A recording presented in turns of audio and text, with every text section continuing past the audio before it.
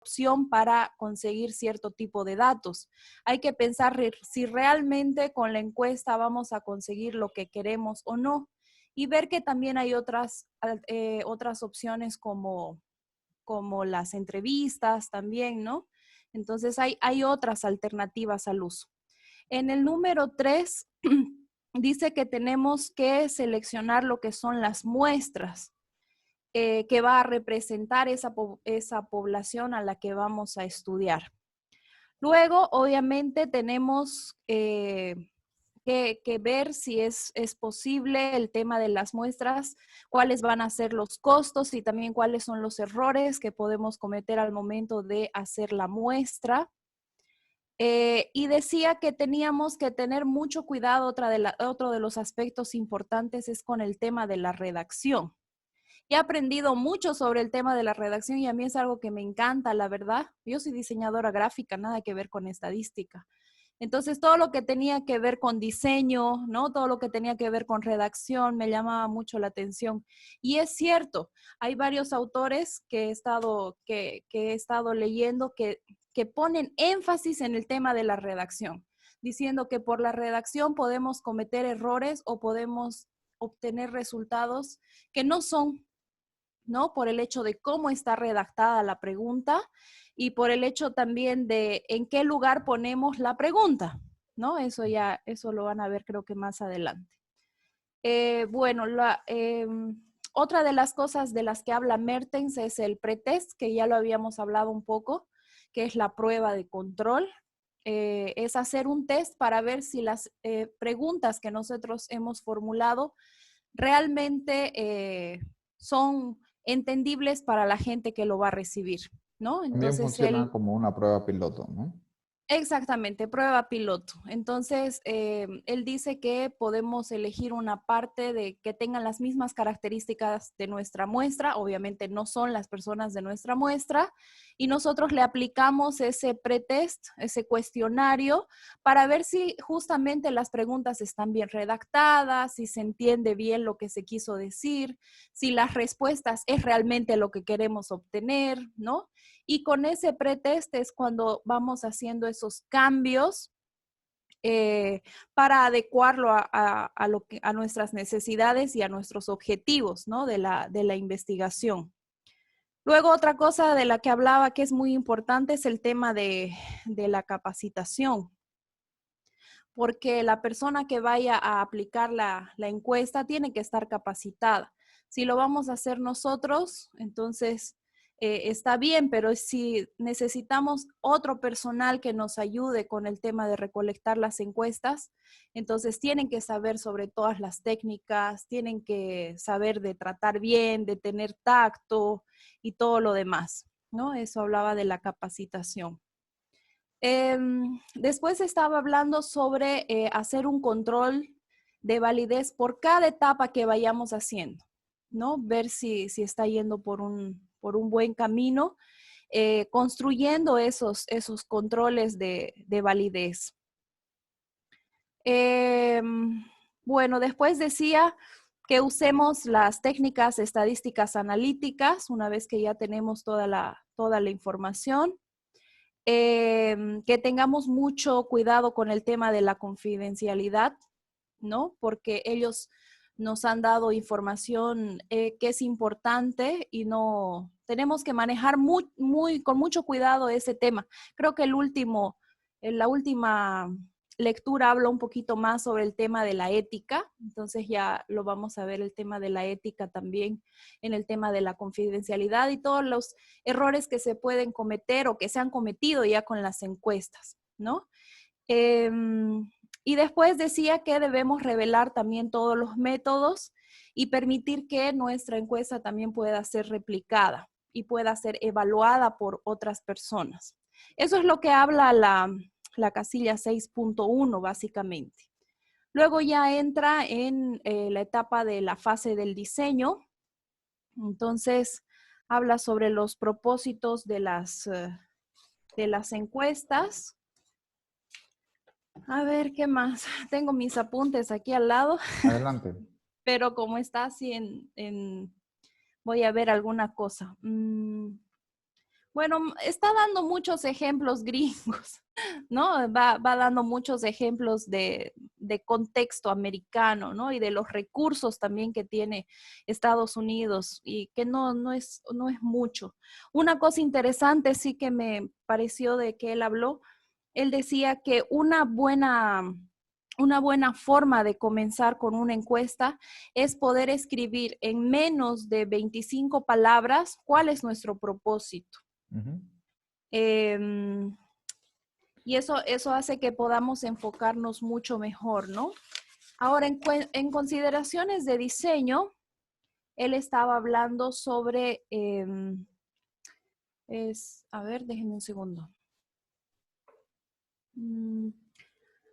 Hay tipos de estudios que vendría a ser el descriptivo simple, el transversal y el longitudinal. De lo que he entendido es que el descriptivo simple es una sola vez y una sola muestra.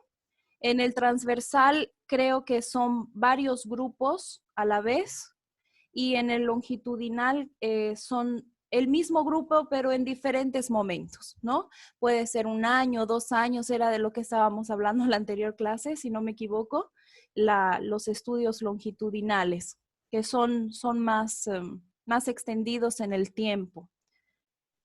En este caso, por Um, ejemplo, ahí podríamos relacionarlo con lo que son los niveles de estudio y profundización.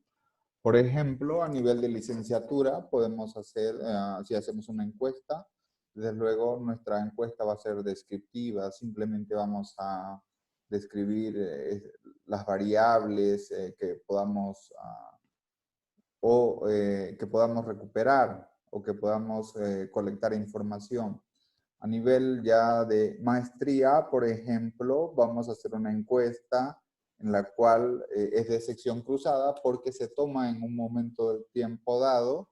Sin embargo, no nos vamos a solamente quedar con un estudio descriptivo, es decir, no vamos a tener la información simplemente para describir las variables, sino de hecho vamos a utilizar la información para analizar, ¿no? analizar, Más vamos a analítico. relacionar variables. Y ya más adelante, por ejemplo, si queremos hacer una investigación que va a durar un poco más de tiempo, una investigación doctoral, ahí vamos a utilizar ya un estudio de tipo longitudinal, un dato de panel, donde vamos a aplicar a los mismos sujetos, por ejemplo, si es un dato de panel,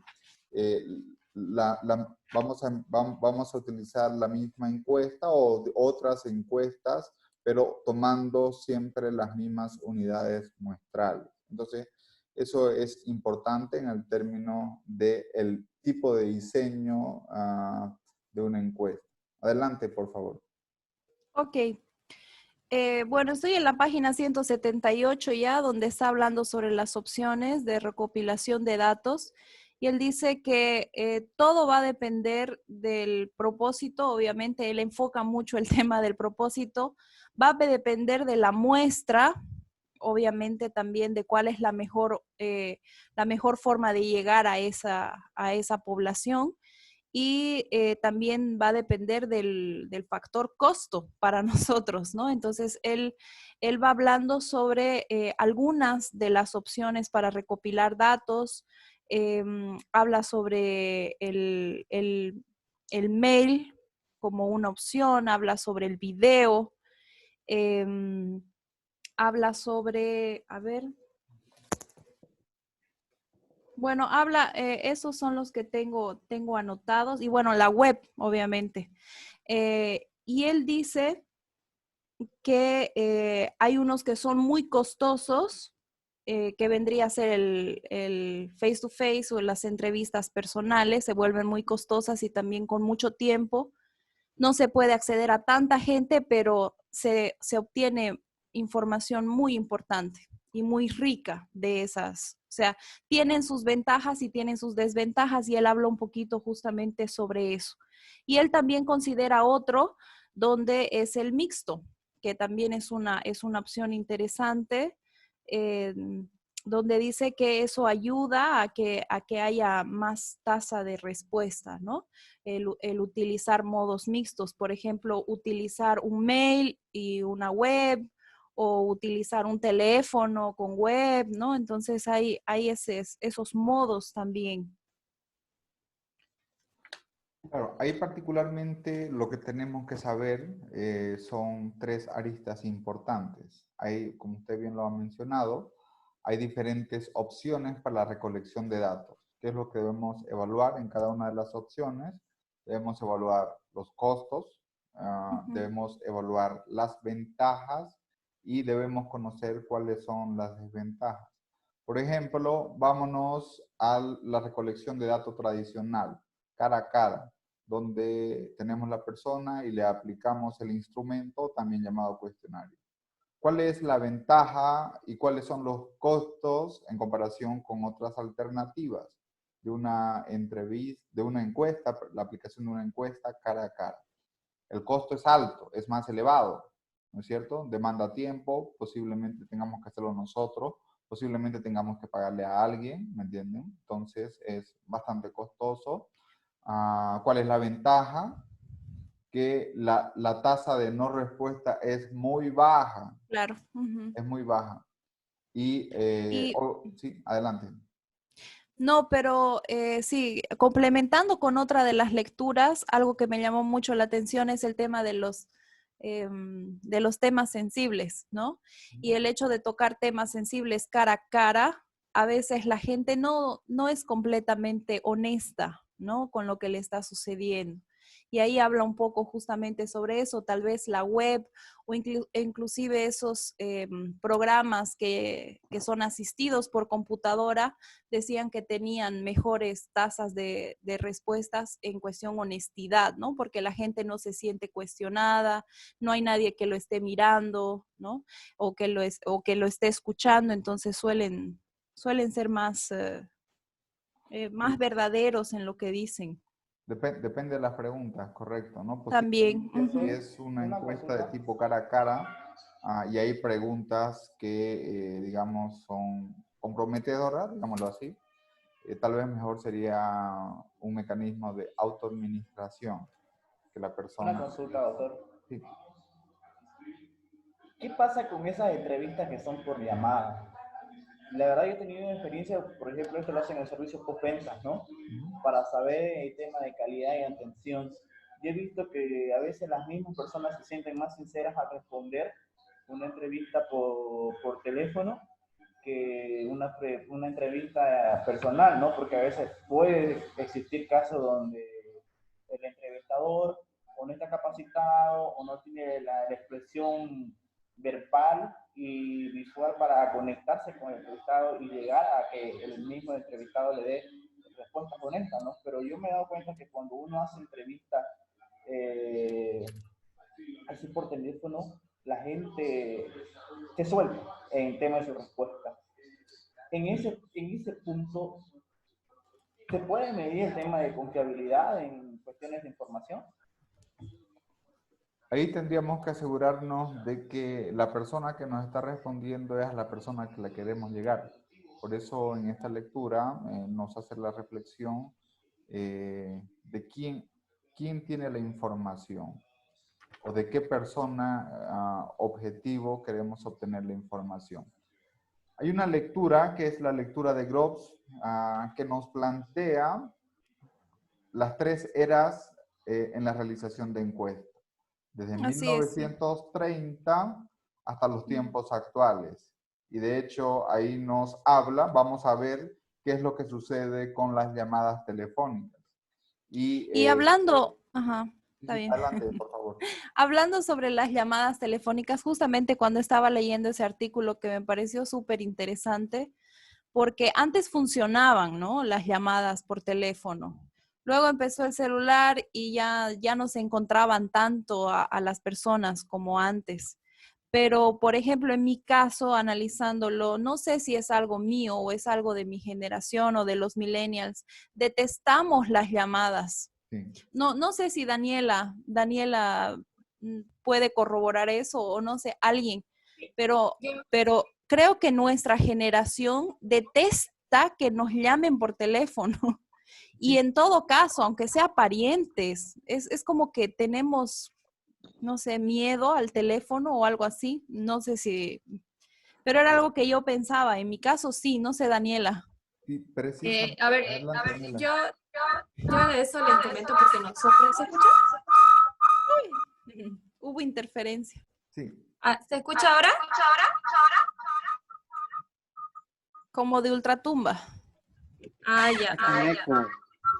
Es que estoy... Ya, ahora sí. ¿Ahora sí? Adelante. Ya. Y ahora sí. Por ejemplo, nosotros hacemos mucho telemarketing y es un trabajo que funciona muy bien porque lo hemos podido medir con las ventas, pero estorba para las personas, eso lo podemos medir. Pero hay algo que hemos detectado porque llamamos como 10 veces y las personas porque se compromete cuando uno le llama, entonces acceden. Entonces llegan, visitan y obviamente les mostramos el producto, que en este caso es una vivienda, y la verdad se terminan animando. Funciona, pero hay un porcentaje de rechazo que es obvio, y resulta que personas que no tenían pensado comprar una casa, compran. De hecho, las personas que menos lo tenían pensado, terminan comprando. Y el telemarketing es una nueva estrategia que hemos añadido ya hace 1 año, 2 años, y ha funcionado muy bien con el número de ventas. Y yo detesto las llamadas, ¿no? Detesto. Pero gracias a trabajar un tiempo ahí en el área comercial, aprendí a responder, ¿no? Porque para eso están entrenados, para recibir el maltrato, en realidad. Y insistir. Complementando, doctor Daniel Santelices, habla, por favor. Adelante, Daniela.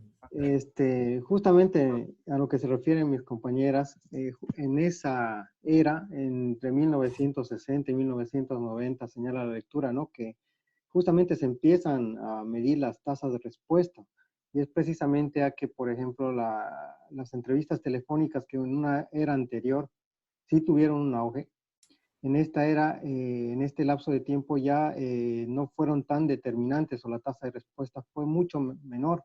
Y es precisamente a lo que estaba señalando María Teresa, ¿no? Al surgimiento de computadoras, de las webs, de las entrevistas por otros métodos, ¿no? Entonces, incluso ya pensaron en diseñar entrevistas más cortas, ¿no? O sea, tiene mucha influencia la tasa de respuesta en ese caso, ¿no? El índice de tasa de respuesta que se podía obtener de ese tipo de entrevistas. Sí, y en todo caso también tendría que ver el tipo de teléfono, ¿no? Porque no es lo mismo un teléfono fijo que un móvil, ¿me entiende, no? Posiblemente si Sí. usted llama a un teléfono fijo, la gente está trabajando, está por otra parte. En cambio, en el móvil es diferente, pero es cierto lo que dice María Teresa, en el caso de la percepción de rechazo a las llamadas, porque lógicamente también se podría vincular con el tema de la privacidad. Todos somos celosos de nuestra privacidad. Entonces, es un poco complejo. El detalle técnico lo vamos a discutir un poco más en la lectura de Groves, y tenía una complejidad. Un poco adelantándonos a esa lectura, en la segunda fase, entre los 60 y los 90, es que comienza a surgir el tema de las encuestas de forma telefónica. Sin embargo, si, por ejemplo, imagínense de que pudiéramos hacer una encuesta en los años 70 o en los años 70, contextualizándonos en el tiempo, posiblemente también sería sesgada, ¿no? Porque posiblemente por esos años, pues la cantidad de personas o el alcance que tenía el teléfono era bastante limitado, ¿no? Entonces... Otra cosa que me parece importante, digamos, es que empiezan a realizar esto, y de hecho en el 40 es cuando en realidad empiezan a crear la colección de datos, es para generar, ¿no? Políticas de Estado y creación de negocios, ¿no? Y obviamente cuando ya se vuelve orgánico, ya viene a ser, creo que lo que hace Facebook y todos los problemas Sí. de privacidad que hay, ¿no? Sí. A ese lado ya emigró porque las personas ya no dan sus datos, generalmente lo depositan. Incluyendo Zoom, ahorita en este momento. Claro, incluyendo Zoom, porque ahora pueden analizar hasta los rostros, digamos, ¿no? Para temas de análisis de inteligencia o espionaje. Sí. Bien, continuemos por favor, María Teresa. Ok, ya estoy en la página 180. Aquí da como una fórmula para ver la tasa de respuesta. No sé si es necesario. Yo en matemáticas soy un poquito medio para atrás, pero bueno, muestra cuáles son las letras que significan, ¿no? Si una entrevista está completa, la P que significa una entrevista parcial, ruptura cuando alguien no quiso responder, ¿no? O se rehusó, digamos, a responder. Si directamente no respondió, vendría a ser un sin contacto. Y bueno, ahí va dando una serie de parámetros y al final nos da como una fórmula para calcular la tasa de respuesta. Y justamente estaba hablando lo que decía Daniel, ¿no? Que se vio, según Collar y Collar, que las encuestas por teléfono empezaron a bajar y según un estudio justamente que hicieron estos investigadores. Vamos a ver. Bueno, y también dice que hay una diferencia entre quienes responden y qué preferencia por cada medio tienen, ¿no? Entonces decía, por ejemplo, los médicos, doctores o gente que ya tiene un grado profesional, vamos a decirlo así, le prefiere un mail. Sin embargo, si queremos llegar a un target más juvenil o lo que sea, ellos prefieren todo por la web, ¿no? Eso también decía. Bueno, después hablaba sobre el tema de la longitud del cuestionario, diciendo que realmente a veces este tema afecta en la tasa de respuesta, ¿no? Los que son pequeños generalmente son rellenados y enviados rápidamente, en cambio los que son muy largos son muy costosos y empiezan a dejar de rellenarse. Entonces es importante también pensar en la longitud del cuestionario. También estaba hablando que los incentivos ayudan a subir las tasas. No sé hasta qué punto será esto bueno, ¿Cuál será el pero incentivo? aquí hablaba sobre los incentivos que pueden ser económicos o también pueden ser no económicos, ¿no? Un lapicero, por ejemplo. Lapiceros, cosas que uno les regale si hace la encuesta, ¿no? Habría que ver qué tan, pero bueno, seguramente, y si dan comida en Bolivia, entonces más incentivo todavía. Es importante Luego también estaban, cuando hacemos la encuesta, en qué momento. y ahí está hablando, ¿no? Sobre el good timing, que vendría a ser el momento oportuno. Hay que pensar también de no hacerlo en vacaciones, a final de año, a principio de años, también dependiendo de nuestra población, ¿no? Tomando en cuenta qué fechas son para ellos más congestionadas y esperar un momento en el que ellos estén con toda la disponibilidad de hacer esa encuesta. No, ahí nos señala la lectura un poquito haciendo énfasis en el Sí, buscar sí. el momento oportuno, que por ejemplo, si estamos en un aula y quieren aplicarnos una encuesta y vienen en los últimos 5 minutos de salida. Sí, Entonces, pues sí, nadie exactamente. va a querer responder, todo el mundo va a querer irse a su casa, ¿no? Entonces, no es un buen momento, se recomienda ni al final ni al principio. Al principio porque posiblemente tampoco estén todos, ¿me entienden? ¿No? Pero Entonces, aquí habla sobre el school year, ¿no? En sentido de también en enero o en diciembre, sí, cuando están todos muy, muy ajetreados porque comenzó todo, o al final, cuando ya está casi entrando en vacaciones, ya no es un buen momento. Y es cierto, hay que ver también el tema claro. de los horarios y todo lo demás, ¿no? El momento se refiere en términos de temporada y también en términos de Ujú. tiempo. O ejemplo, si yo voy a llamar a alguien, si por ejemplo quiero hacer una encuesta vía telefónica, y lo voy a llamar, por ejemplo, a las 11 de la noche, ¿me entienden? ¿No? Entonces, o hacer una encuesta a las 6:30 de la mañana, un ejemplo. Ah, exactamente. Entonces son momentos bastante inoportunos. Eso hay que cuidar. Luego también estaba hablando de que tenemos que hacer que nuestro cuestionario tenga una forma fácil de devolverlo. Obviamente está muy enfocado al tema del correo clásico, cosa que no está muy contextualizado con nosotros, que ni casillas postales creo que tenemos, ¿no? Pero aquí él da algunas ideas de enviar una carta y de colocar una estampilla que indique dónde, la dirección y todo lo demás, ¿no? Entonces, que hay que asegurarnos que sepan dónde devolverlo. Perfecto. Bueno, después es algo súper importante es en el tema de la atención. Obviamente hay que considerar utilizar un formato que llame la atención, que sea sencillo, que esté bien armonizado, que ver bien el tema de la impresión, incluso dan algunas ideas de papeles y cosas así, ¿no? Justamente para hacerlo más amigable. Entonces, no sé si era aquí, decía, cuando vamos a hacer una encuesta, no sé si era en ese o era en otro, pero decía que cuando íbamos a hacer una encuesta que no es oral, sino que es escrita, que es una de los tipos de encuesta que hay, ya no tenemos a la persona amable que nos está sonriendo o que nos está indicando. Entonces el diseño es lo más primordial, es lo que te va a invitar a querer hacerla o no. Ujú. ¿No? Entonces hay que tomarlo en cuenta también eso. Bueno, estaba hablando también sobre la tasa de respuesta, que el 70% es aceptable. No sé qué 70 para arriba.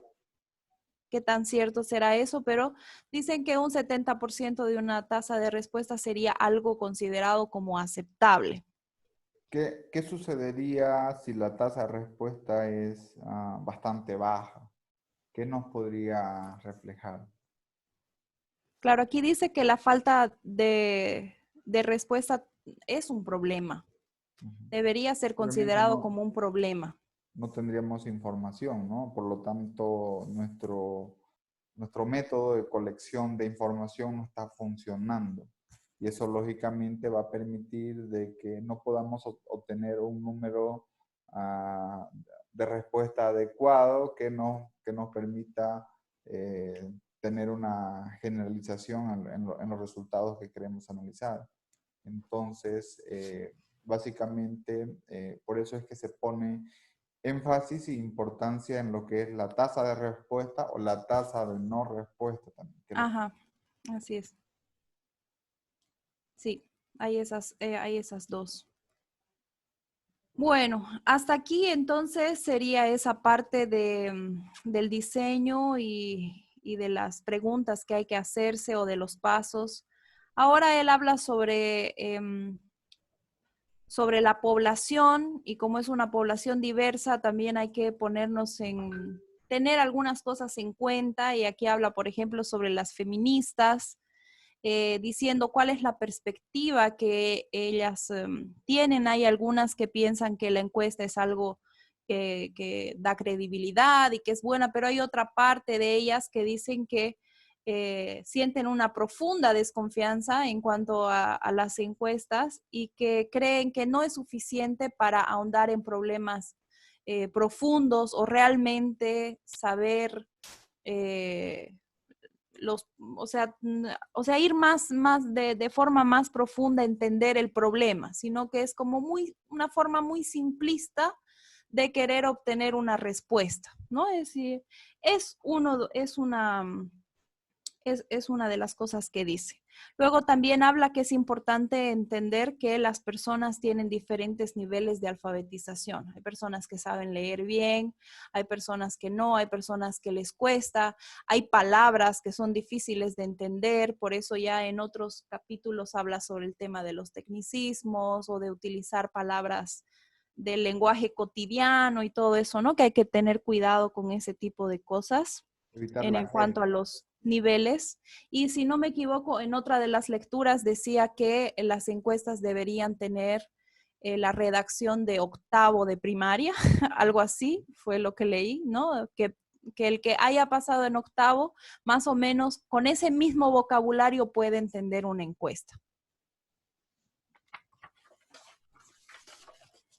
Luego estaba hablando qué hacemos si tenemos que hacer encuestas a niños, ¿no? Y una de las cosas importantes a tomar en cuenta es que sí o sí necesitamos el consentimiento de sus padres. Y se necesita que esté firmado y que esté todo para evitar problemas. Esto es en Estados Unidos, me imagino que aquí rige lo mismo, ¿o no? Imagínense, lo que pasa, Se ríe. Estados Unidos es el país de las encuestas, ¿no? Sí. Y no solamente para niños, también para personas que tengan alguna discapacidad, llamémoslo así, y por lo tanto, tienen que ser, tenemos que realizar encuestas que sean inclusivas y que estén dirigidas y que estén con el visto bueno de la persona que está a cargo. Pero también eso puede llevar a otro tipo de sesgos, errores, ¿no? Que básicamente ahí entran otros actores. Entonces, son niños, son discapacitados, también hay preguntas que pueden ser desafiantes o bastante conflictivas, especialmente cuando preguntamos de drogas, de sexo, de orientación sexual, Ajá, así es. consumo. Entonces, eso merece su cuidado especial, ¿no? Y como, Otra de las lecturas hace más hincapié en el tema de los niños, que hay otras técnicas, ujú, ¿no? sí, Como juegos o videos o fotografías que les ayudan a ellos a hablar más que una encuesta. así es. Ahí, Luego está digamos, hablando una sobre, observación. ¿cómo? Ahí la técnica de recolección de datos está direccionado con lo que es la observación. La observación. Sí. Ajá, En la sí. última lectura, Arias nos plantea que en el trabajo de campo lo podemos hacer de tres formas. Una mediante observación, otra mediante encuesta y otra mediante entrevista. Esas son las tres alternativas para hacer trabajo de campo. Ahí es donde hablaba sobre las listas de cotejo y sobre eso, ¿no? Eso es en observación. Sí.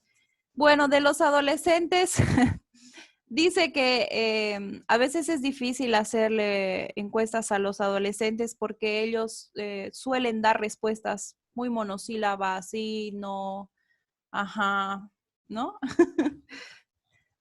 Entonces también tienen que haber y tenemos que tomar en cuenta, si es en nuestro público, de ver algunas otras estrategias.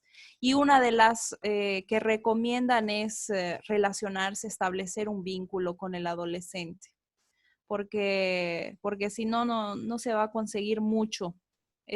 Hay un estudio que se ha visto que justamente cuando la persona ha ido varias veces a la casa de ese adolescente, recién él ha podido abrirse y comentarle y contar cosas Ujú. que son cosas que le han sucedido, digamos, ¿no?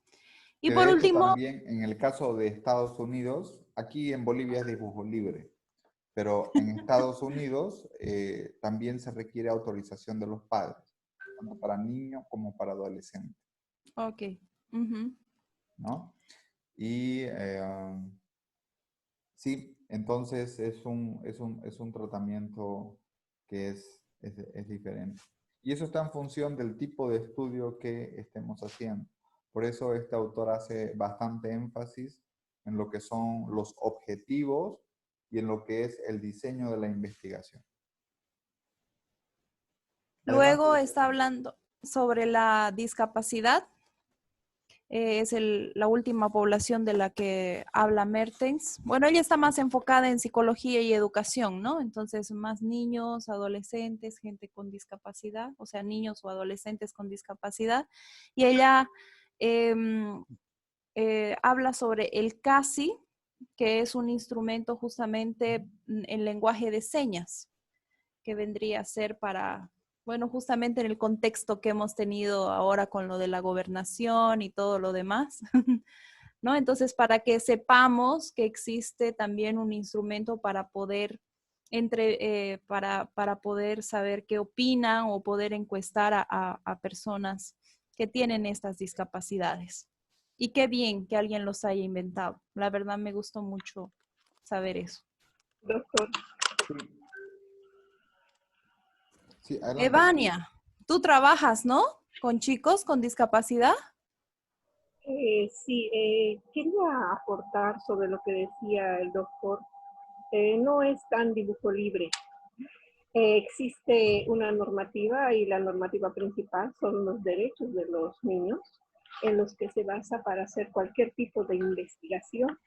Si nosotros vamos a hacer una encuesta o simplemente vamos a tomar unas fotografías del proceso, puede ser un proceso de aprendizaje o de lo que nosotros estemos investigando, debemos primero cuidar la imagen del niño, del estudiante, hasta sus 18 años, tener por escrito, si es posible, o en grabación también sirve, o dentro del plan de compromisos que se hagan dentro de la investigación con la institución, se considera el resguardo de la identificación.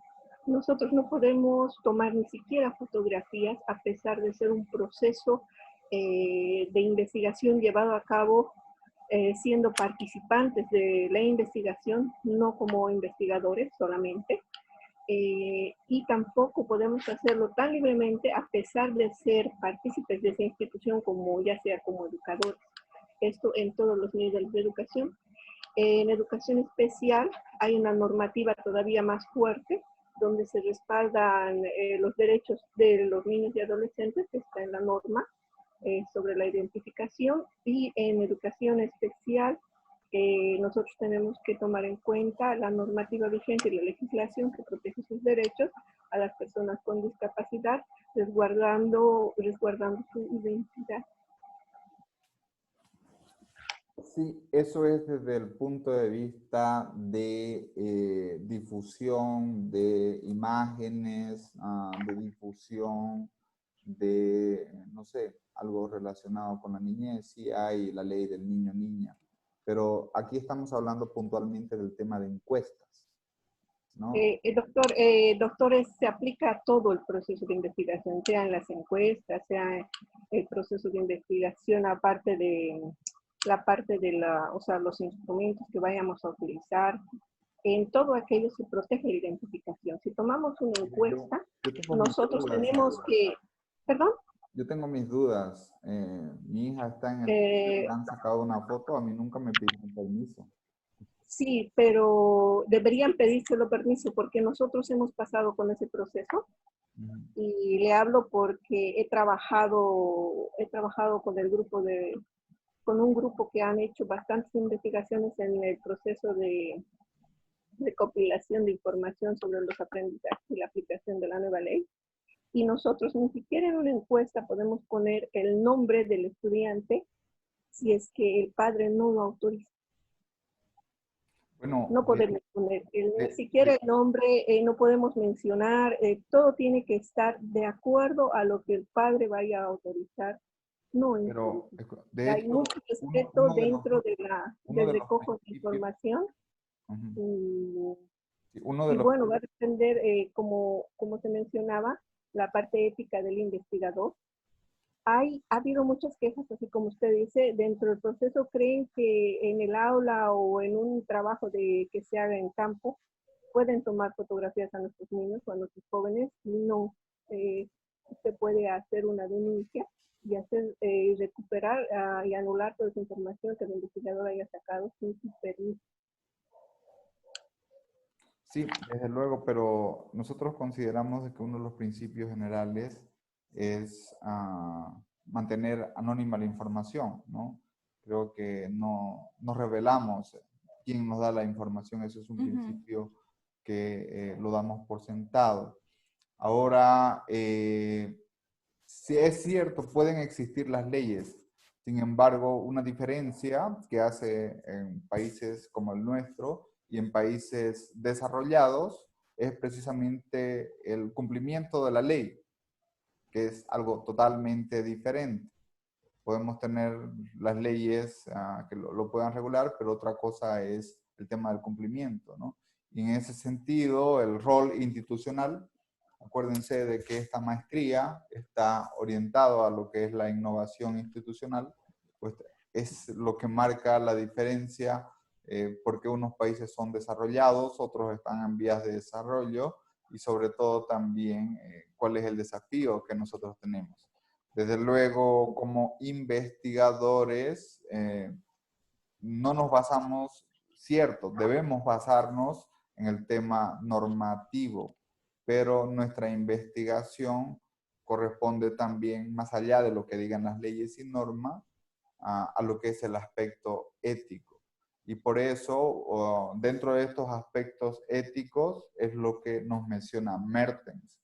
¿Qué es lo que debemos hacer en el tratamiento del levantamiento de información cuando sean casos de niños, de adolescentes, casos de personas discapacitadas, más allá de lo que establezcan las normas de cada país, porque eso puede variar de país en país. Estoy en Bolivia, existen ciertas normas, mañana me voy a Chile, posiblemente en Chile hayan otras normas, pero el marco general y ético es lo que como investigadores debe prevalecer y por lo tanto siempre debemos pedir el permiso respectivo, ¿no? Ese es un poco el mensaje general, más allá de la existencia o no existencia de las normas.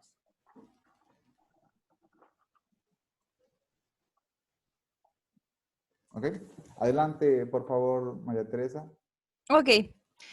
Bueno, luego de ver el tema de estas personas, habla un poco sobre el plan de muestreo. En esto dice que una de las preguntas que debemos hacernos es, ¿quién tiene realmente el acceso a la información que necesito? ¿Es el niño? Porque en este caso habla de niño, ¿no? ¿Es el niño o es el padre? Porque también el padre podría darme la información que necesito.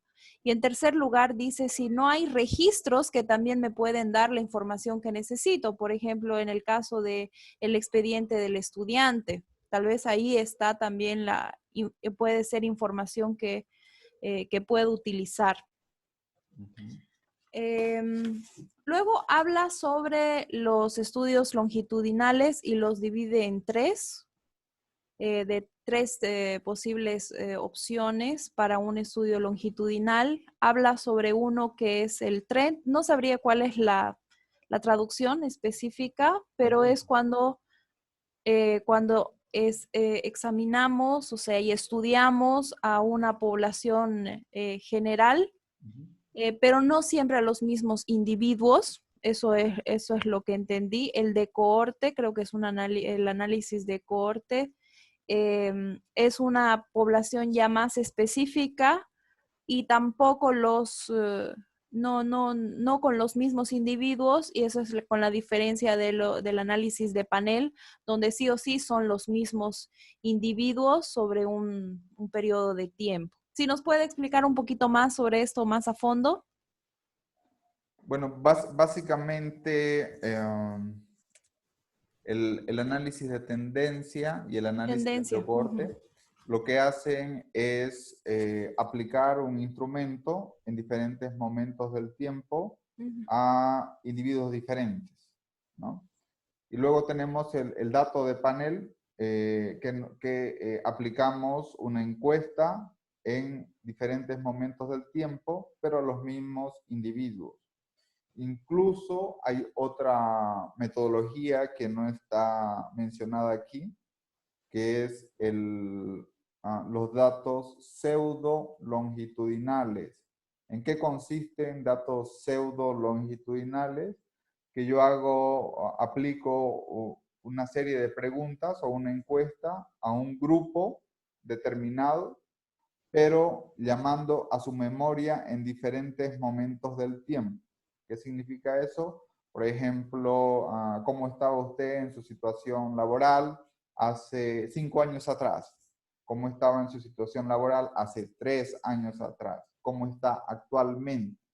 Entonces yo estoy haciendo una pregunta sobre situación laboral a una misma persona en 3 momentos del tiempo, pero estoy recurriendo a su memoria. Entonces eso es lo que se llama pseudo longitudinal.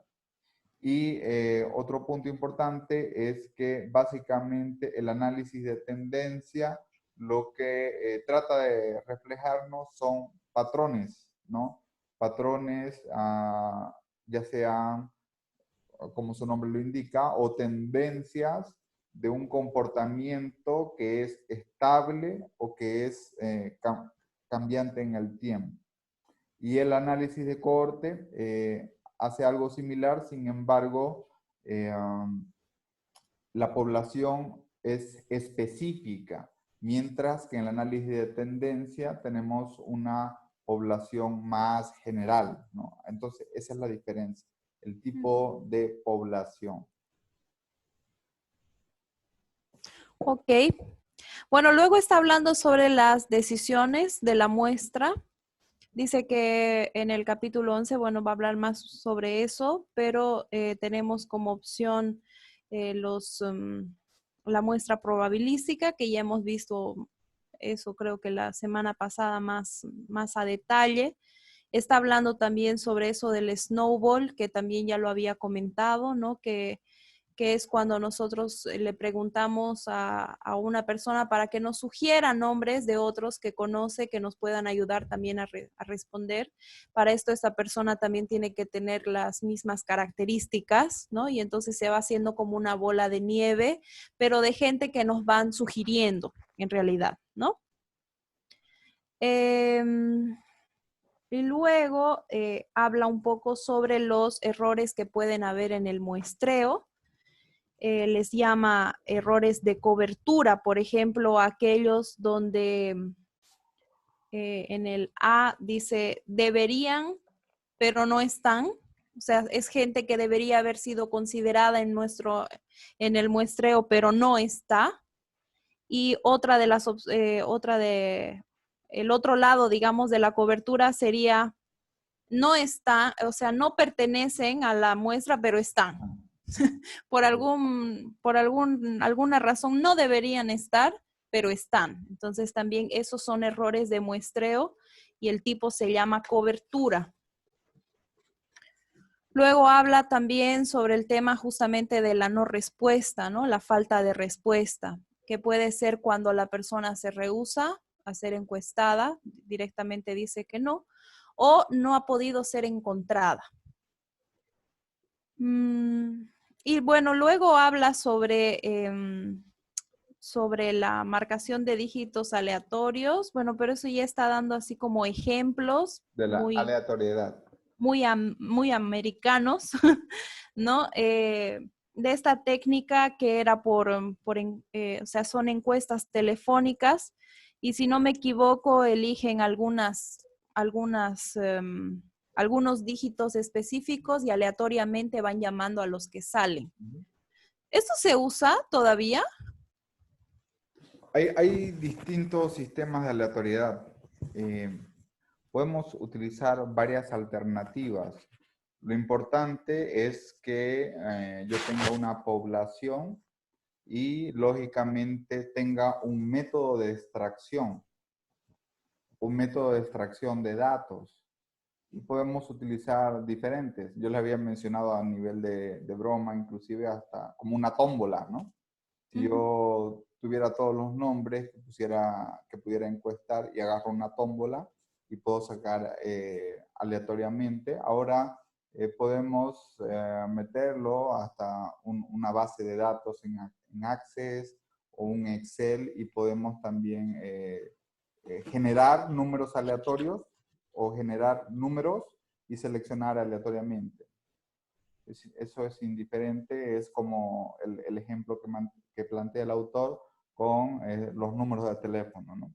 Entonces, hay varios mecanismos, pero tenemos que tener una base de datos en la cual podamos hacer el muestreo aleatorio y desde luego que, recuerden ustedes, todos tengan la misma probabilidad de ser seleccionados. Así es. Doctor, Sí. pero en ese sentido no aplican lo que es el CRM. Todas las empresas ya tienen el tema de su CRM para poder hacer sobre su misma base de datos todos los que están interesados, ¿no? Desde luego, eso es cuando tenemos una población conocida. Claro. Y lógicamente la empresa sabe a quién es y tiene la tecnología para hacerlo, tiene el CRM. Pero el problema es cuando la población es desconocida o también cuando no tiene la tecnología para hacerlo. Posiblemente si hablamos de instituciones educativas, no todas las universidades tienen CRM. No sé si la Universidad Autónoma Gabriel tiene CRM, no puedo revelar información de la Católica, pero ahí tienen otros sistemas para poder generar números aleatorios. Pueden ser números de registros, por ejemplo, ¿no? Supuestamente, hasta donde tengo entendido, depende de la facultad. Hay ya un gran número de facultades, sí tienen cuestiones de registro, o sea, acá se sale de 2 facultades, ¿no? Claro. Y en mis 2 facultades tenían mis registros y toda mi base de datos.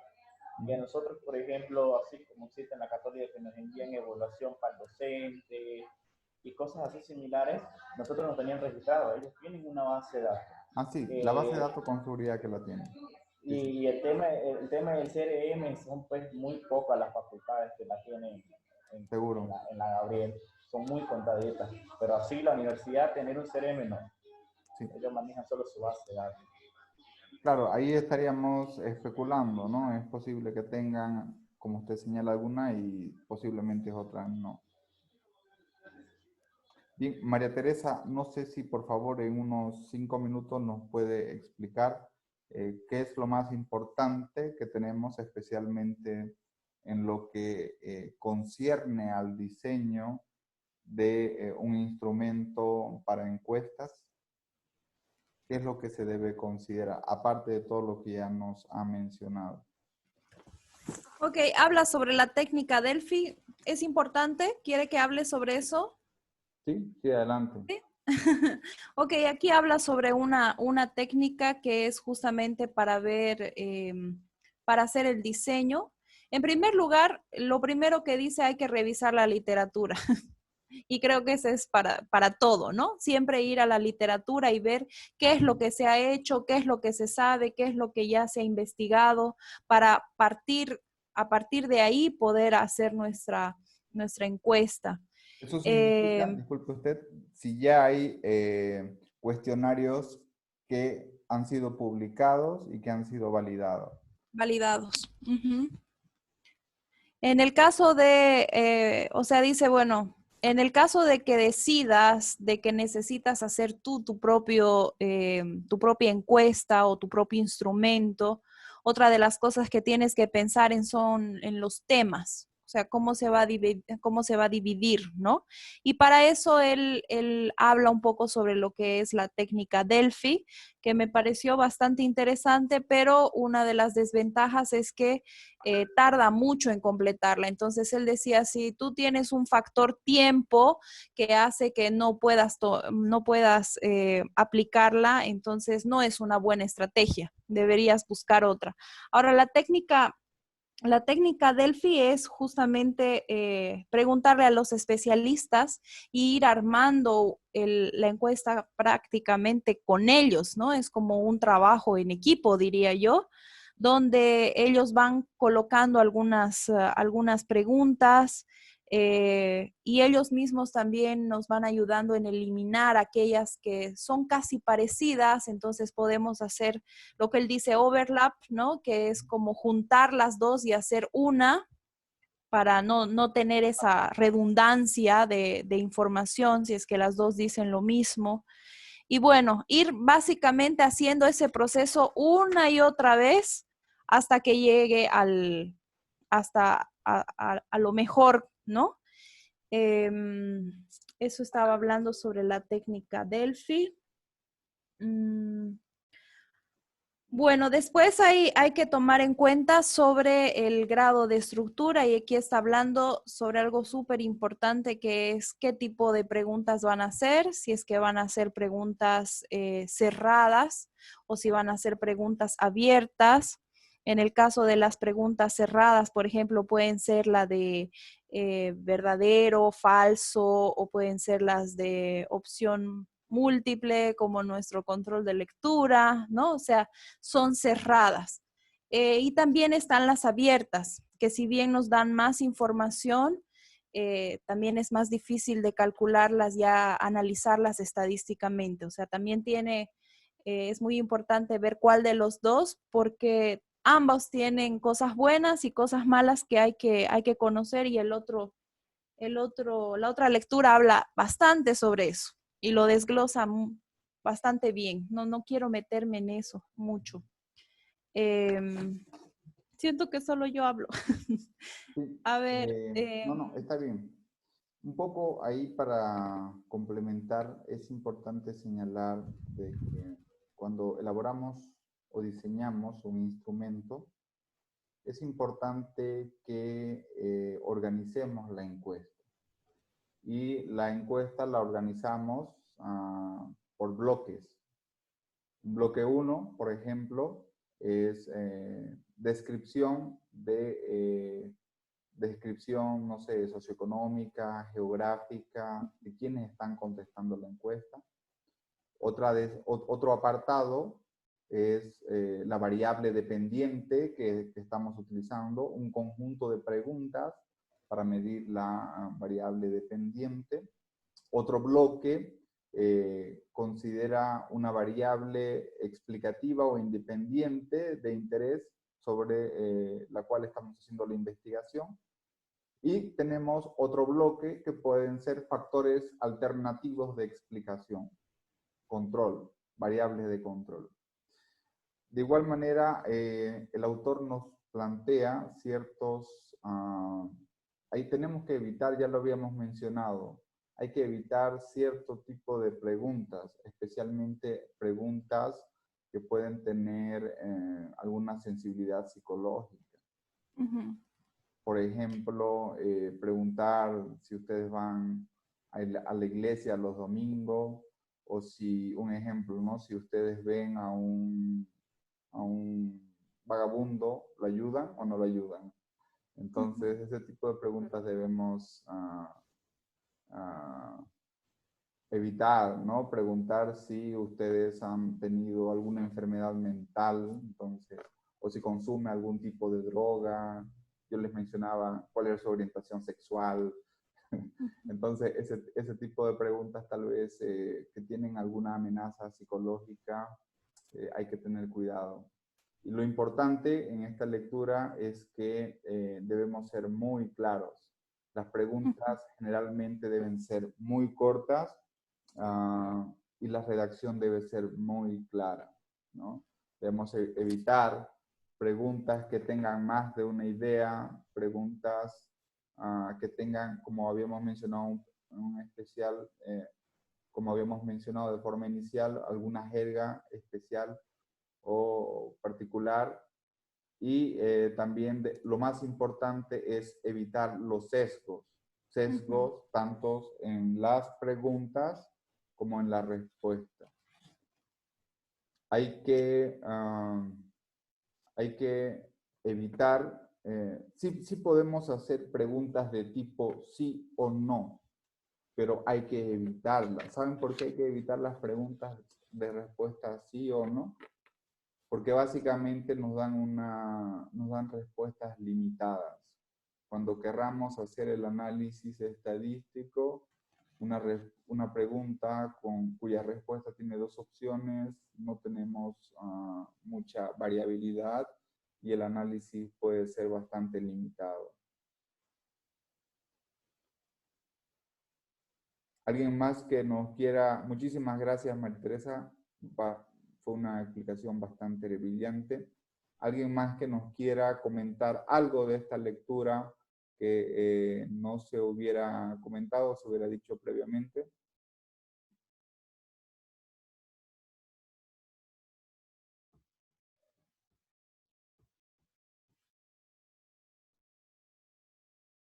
Quizás los tipos de preguntas que tenemos, las demográficas, las preguntas de comportamiento no amenazante, ¿no? Las de comportamiento sensible, las de conocimiento, las de actitud, las de encuesta, pero eso ya lo desglosamos más adelante en la siguiente lectura, ¿no? Sí. Pero aquí hace una mención. Sí, cuando veamos cuándo realizar una encuesta, por qué realizar encuesta y qué es lo que obtenemos de la encuesta. Eso nos dice la lectura siguiente. Lo que nos menciona la siguiente es que las encuestas tienen un apego a lo social, ¿no? ¿Por qué? Porque se pregunta sobre las creencias, las opiniones, las características y las conductas del pasado, del presente. De hecho, ahí menciona una lista, digamos, que vienen a hacer las preguntas, y es ahí donde aclara, ¿no? Que hay que evitar hacer preguntas subjetivas, porque creo que para eso está el cualitativo, ¿no? Como por ejemplo, ahí pone un ejemplo de ¿por qué cree que esa persona cometió ese crimen, ¿no? Se da un juicio, entonces hay que evitar ese tipo de preguntas, y nos lista, digamos, por ejemplo, las preguntas de comportamiento, como que son las actividades, ¿no? ¿Cuántas veces usted se cepilla, digamos, ¿no? Usted ha votado, dice, ¿no? Las preguntas de actitud, que son de creencias y opiniones, como ¿cuál cree que es el mayor problema que afronta en su país, ¿no? Las preguntas de características. ¿Está casada, soltera, ¿no? Que vienen a ser nominales, ¿no? ¿Sí? Bien, ahí... Sí, adelante, Daniela. Ya. Igual las preguntas de expectativa, como ¿planea usted comprarse una casa en los próximos 12 meses, ¿no? Eso te ayuda a lo que hablaba antes, a medir las tendencias, ¿no? Porque eso es lo que dice, ¿no? ¿Qué es una encuesta? Digamos, es en realidad es un análisis de variables, ¿no? Que te permite estudiar las tendencias y todo esto que nos menciona. Y hay otra pregunta de autoclasificación, que usted se considera religioso o no, ¿no? Y también preguntas de conocimiento para poder medir también en la encuesta, que es como esa pregunta que menciona ahí: ¿es legal tener un manifiesto comunista en su país, ¿no? Y aclara que estas preguntas nos generan información, ¿no? Entonces ahí se va a qué viene a ser un cuestionario, y lo menciona que el cuestionario te mide variables del cual vas a sacar información información sobre tendencias, ¿no? Sobre opiniones, sobre características y conductas, que nos sirven evidentemente para desarrollar negocios, políticas e innovaciones. Perfecto. Doctor, sobre el documento. El documento nos presenta un proceso interesante sobre la realización de la encuesta. Nos da 7 puntos a considerar.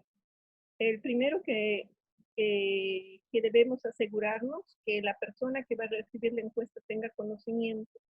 El segundo, adjuntar el cuestionario a la pregunta que se haya realizado, o se haya enviado un correo o una llamada, informarle.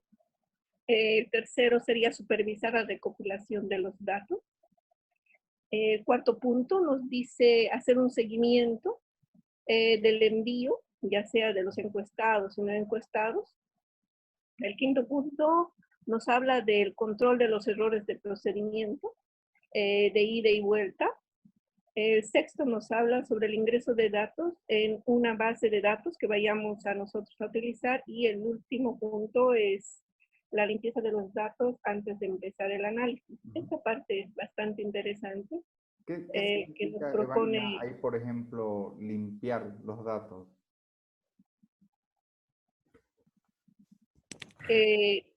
¿Cómo dijo? No le escuché la pregunta. ¿Qué significa la limpieza de datos? En el documento nos habla el momento de ingresar los datos. Tenemos que limpiar los datos antes de comenzar el análisis. A ver, veamos si nos dice algo. No, simplemente lo cita. Para mí, yo lo entiendo que cuando nosotros tenemos una información, hay dos cosas que nos pasa al momento de meter la información para hacer para nuestra base de datos. Es tomar en cuenta que no lo retypeemos en lo que ya hayamos hecho, ¿sí? Ese es un punto que se debe revisar, porque a veces colocamos datos y no nos damos cuenta que sobre otra encuesta estamos retypeando sobre lo mismo y puede provocar un error. Y también puede ser limpieza de datos, recopilar dentro de la información lo que nosotros queramos, lo que nosotros estamos precisando para la investigación. Bien. Ahí está. Doctor, complementando un poquito a eso, a la pregunta, yo creo que también la limpieza de datos se refiere a eliminar esos datos que son, por ejemplo, valores atípicos que habíamos visto en el tema de la kurtosis, ¿no? Sí. Porque van a distorsionar de alguna manera nuestros resultados, ¿no? Así como los datos sesgados. Básicamente es eso, estimado Daniel. Yo tengo una base de datos y luego ahí hago análisis de los momentos estadísticos. Entonces, posiblemente hayan observaciones que se alejen mucho de la media o que sean muy dispersas. Y eso me provoca asimetría y me provoca problemas de kurtosis. Entonces, para que mis datos no sean sesgados, ni a la izquierda ni a la derecha, ni tenga una kurtosis apuntada o con valores con pesadez en las colas o muy a la izquierda o muy a la derecha. Por lo tanto, lo que hago es extraer los valores atípicos, ¿no? Entonces, eso es lo que se llama una base de datos limpia. Pero cuando tengo a mi base de datos, debo hacer el análisis de los 4 momentos estadísticos y los valores que estén muy alejados de la media y de la dispersión, o que estén más dispersos, en todo caso, los saco, ¿no? Eso es la limpieza de datos. Doctor. Que termine de rodar. Hola, bueno, doctor. Doctor. Sí, adelante, Judith. Disculpe, voy a volver un poquito atrás. Quería hacerle una pregunta con el tema de la población diversa, ¿no es cierto? Que menciona que ya habló María Teresa, sobre los niños, los niveles de alfabetización. Y a mí me llamó la atención la teoría feminista. Claro, ahí explica, ¿no? Brevemente, pero en nuestro contexto actual y en Bolivia, aparte de esta teoría feminista, ¿qué otra teoría o qué otras consideraciones se deberían tomar aquí para tomarlas en cuenta, ¿no? Para la población, el tipo de población. Bueno, en lo particular yo no tengo nada con las feministas, pero en realidad, si ustedes me preguntan, ¿qué es lo que buscan las feministas? De hecho... Igualdad. Igualdad. De hecho, la posición de la Iglesia Católica, estamos en una universidad católica, digamos que no está a favor de lo que plantean las feministas. Sin embargo, si nos basamos de que el supuesto principal es la igualdad, será que, nuevamente, haciendo leyes, haciendo normas, vamos a lograr la igualdad entre mujeres y hombres. Es decir, yo hago una ley donde el 50%, donde las empresas están obligadas, por ejemplo, a contratar dentro de sus diversos trabajos, el 50% deben ser mujeres. ¿Eso va a favorecer, va a empeorar o no va a tener ningún efecto? ¿Es la solución? ¿Qué dicen ustedes? Aquí menciona que dice, ¿no? La teoría feminista pero se basa en Estados Unidos, a eso me voy, que ellos lo están viendo desde su país, pero trayéndolo acá, en nuestro contexto, dicen que también, bueno, otras decían que se necesita que la investigación sea cuantitativa y cualitativa también. A eso se refiere al sentir mismo de la feminista, Que y tienen cómo se sienten. puntos en contra, tienen puntos a favor y, y también están opuestas, ¿no? Sí, pero la pregunta en particular, ¿cuál es el contexto de Bolivia? Sí, o sea, aparte de esa teoría feminista o las feministas que hay aquí en Bolivia, ¿qué otra consideración podríamos aumentarle o nos quedamos con esta de los niños, los niveles de alfabetización, o se pueden aumentar otras consideraciones? Básicamente lo que nosotros hacemos como investigadores son consideraciones éticas, ¿no? Cuando hablamos de teorías, vamos un poco más allá. La palabra teoría significa explicaciones, significa por qué X explica Y, ¿no? Yo tengo mis dudas si el tema feminista es una teoría o es un fenómeno. Hay una diferencia entre teoría y fenómeno. Entonces, en lo particular... Creo que fue un fenómeno. Sí. Creo que leyendo esto me puse a leer otras cosas, porque justo después de la Primera Guerra Mundial, o la segunda, la primera, murieron gran cantidad de gente, ¿no? Jóvenes que fueron a la guerra. Entonces se acabó la mano de obra y obviamente tuvieron que empezar a trabajar las mujeres. Entonces evidentemente pareciera que fue un fenómeno, ¿no? Que llevó a eso. Ajá. Sí. Y Sí, ¿no? bueno, y también hay otro tema que no lo puedo hablar, pero que en algún momento se lo voy a decir, que es también vinculado con la orientación sexual. Claro. No sé si me entienden lo que les quiero decir. Sí, sí, se entiende. A eso más o menos quería, no quería llegar a eso, pero sí ver qué otras consideraciones tener, porque ahí me llamó la atención que las nombres, ¿no? Ya Sí, correcto. Pero bueno, este es un tema, lo importante del libro anterior que estábamos considerando es que está aplicado a lo que es la psicología y lo que es la educación. Y desde luego, ¿no? Son temas críticos. En lo particular, no soy experto en el área de la psicología, pero sin duda alguna que es un tema de debate. Bien. ¿Alguien más que nos quiera hacer algún comentario?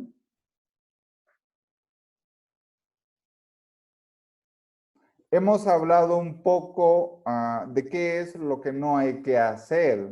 Hemos hablado de lo que hay que hacer, pero también hemos mencionado algo que no hay que hacer. Hemos dicho de evitar ciertas cosas, como por ejemplo el lenguaje especializado o la jerga. Evitar abreviaturas. ¿Qué otras cosas tendríamos que evitar a la hora de hacer un cuestionario? Por ahí en alguna lectura menciona que debemos evitar también la palabra cuestionario, ¿no? ¿Alguien que nos quiere hacer algún comentario?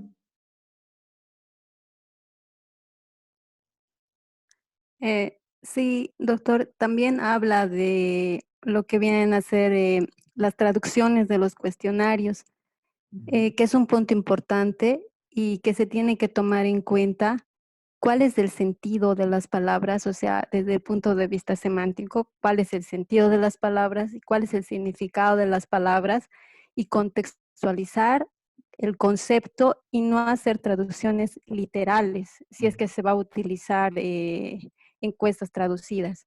Y al elaborar también las encuestas, al elaborar los cuestionarios, hay que tener cuidado también en la redacción, de ser claros, no hacer preguntas ambiguas o escribir dobles negativos también. Sí. ¿Qué significa un doble negativo, por ejemplo? Un doble negativo quiere decir en una pregunta se niega 2 veces algo, entonces eso puede confundir. No le eh, gusta no fumar. Eso, no le gusta no fumar o qué otra pregunta ahorita no se me ocurre, pero sí eso dice que hay que evitar el doble negativo porque tiende a dar Genera un confusión. entendimiento ambiguo de la pregunta, sí.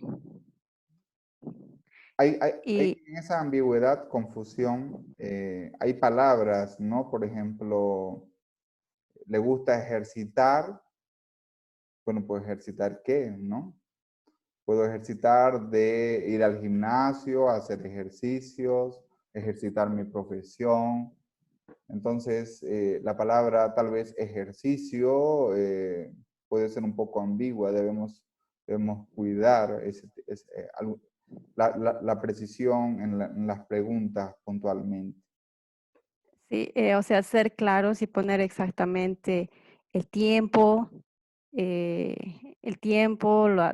sea, poner en unidades mejor si son numéricas, si es que se puede, para que sean de selección múltiple y en ese caso, por ejemplo, yo entreno 1 vez a la semana, 2 veces a la semana, 3 veces a la semana, puede ser 1 hora, 2 horas, 3 horas. Entonces, para que la respuesta sea clara. Sí, correcto.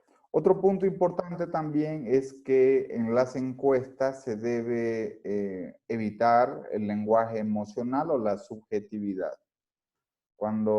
De hecho, cuando hagamos un documento académico, por ejemplo, una tesis, usualmente, bueno, lo que siempre leo es la palabra muy, ¿no? O tan, no sé, esos términos debemos tratar de evitarlos. ¿Qué otros elementos más debemos evitar al elaborar una encuesta? Algo que quería mencionar, por ejemplo, era el tema del cuidado con culpar a la víctima, lo llama aquí, ¿no? Y creo que sirve para todo. En muchas ocasiones, por ejemplo, incluso cuando los que somos docentes decimos, ¿me entienden? Como dándoles a ellos que ellos son los tontos que no entienden Claro. y no poniéndonos a nosotros ¿me explico? ¿No? Yo lo pondría en ese ejemplo, donde yo lo estoy colocando desde mi lado, ¿no? Entonces es la forma de decir también las cosas, ¿no? No decirle, por tu incapacidad no puedes hacer esto, ¿no? Correcto. Sino decirle, los otros no te entienden por lo que tienes, ¿no? O sea, y es la forma que también va a hacer que la persona no se sienta amenazada también con la pregunta, ¿no? O sienta un cierto rechazo. Sí, correcto. Muy bien.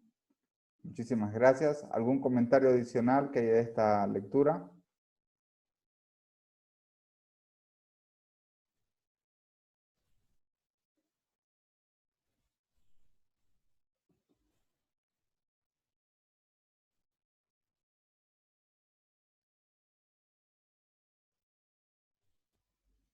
¿Qué nos dice Cristian?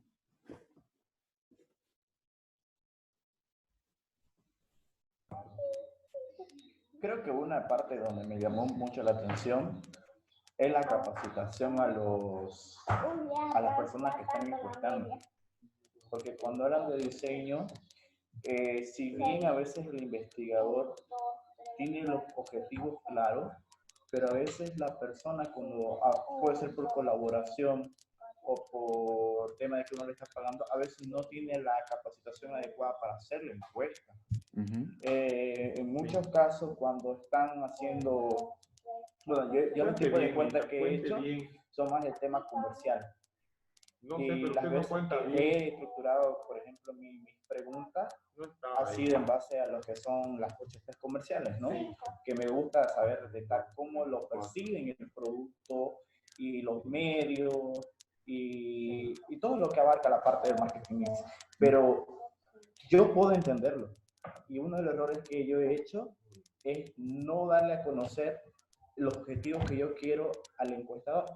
Y como mencionaban mis compañeros, a veces no utilizar si bien la redacción a veces puede ser técnica, las personas al momento de leerla, he tenido la experiencia que utilizan un lenguaje muy popular urbano, se podría decir, no tanto donde utilicen las jergas, sino sus modismos que utilizan para al momento de ser encuestados. Porque a veces en las mismas encuestas me las ponen como si estuvieran haciendo una entrevista. Porque he tenido experiencia donde el encuestado le dice, no, respóndanmelo ustedes. Y uno como encuestador tiene que estar a mano respondiéndosela y ahí es donde leen. Y ese es un problema que yo he visto, ¿no? Y he vivido, ¿no? Con las personas que he tenido. Pero en ese caso también uno de los factores muy importantes que decían es el factor presupuesto. Si uno los capacitara, tomara más tiempo para explicarle en qué consiste el diseño del cuestionario, o tal vez personas más experimentadas, por decirles así, los resultados de la información pueden ser más óptimos. Y otra parte donde me recato mucho la lectura es el tema de la recolección de datos. Si en ese rato estamos hablando del tema de que si una empresa o una organización no tiene los recursos en el tema para hacer encuesta, ya sea digital o crear una base de datos, lo primordial que hacemos ahora, al menos yo he tenido la experiencia que he diseñado esto para dos empresas. Uno era para unos cursos de inglés y otro era para un centro médico. Ellos no tenían ni idea de cómo hacer una investigación. Pero lo que yo hice fue prácticamente utilizar las herramientas y aplicaciones como tenemos en Google, ¿no? Y lo factible que ha sido de esto, por ejemplo, esa yo la utilizaba como una prueba piloto. Tal vez haya cometido un error, pero mi objetivo siempre fue que dentro de las pruebas piloto, como estamos nombrando el tema de bloques, cómo se debe formular una encuesta, me basaba más en tener correos, teléfonos y sobre todo los tipos de medios, como yo puedo conectarme con ellos.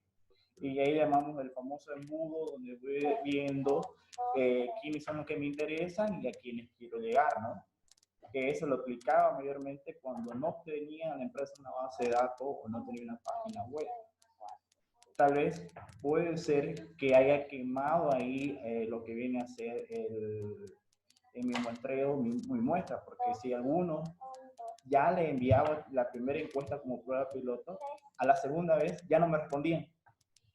He tenido esa experiencia, porque yo las bases de datos, cuando usted las pone, ¿cierto?, le dan la dirección IP y a veces los correos.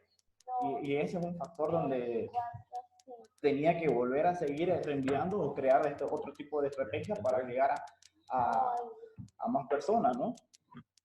Desde mi punto de vista, que ha sido todo lo que es estudio de mercado en el área comercial. Perfecto, muchas gracias, Cristian, muy amable. Yo voy a cerrar con ya habíamos mencionado antes, las preguntas que son menos sensibles cuando hacemos una encuesta, que están vinculadas con actividad de deportes, con, ¿cómo se dice leisure? No, bueno, leisure es, o sociedad, es como actividades de dispersión, actividades sociales, ocupación, educación, felicidad y bienestar. Digamos que esas son las preguntas que no hay problema cuando hacemos preguntas. ¿Cuáles son las preguntas más desafiantes? La pregunta más desafiante que hay es la de la masturbación. Luego viene preguntas directamente sexuales, ya le había señalado preguntas con uso de marihuanas o drogas, estimulantes, o preguntas de alcoholismo, preguntas de besos y caricias. Digamos que esas son las preguntas de mayor desafío y en lo cual habría que tener más cuidado. Otras preguntas a nivel intermedio son preguntas de ingreso, preguntas relacionadas con amigos o con meterse con amigos, preguntas relacionadas también con bebidas, cerveza, vino, licor, otras, son niveles intermedios. Entonces esto es importante también para que tengamos cuidado en la hora de elaborar una encuesta según el tema que vamos a desarrollar. Y es una lectura que tiene bastante información y en el momento en que aplicamos una encuesta y la necesitemos, es importante nuevamente que realicemos una revisión posterior. Bien, estimados compañeros, ¿les parece si nos damos un pequeño espacio, unos 20 minutos, para que podamos tomar un café, comer un sándwich, pararnos por ahí y estirar las piernas, ¿les parece? Sí, perfecto, doctor. Bien, son las 8:40, volvemos a las 9 de la noche.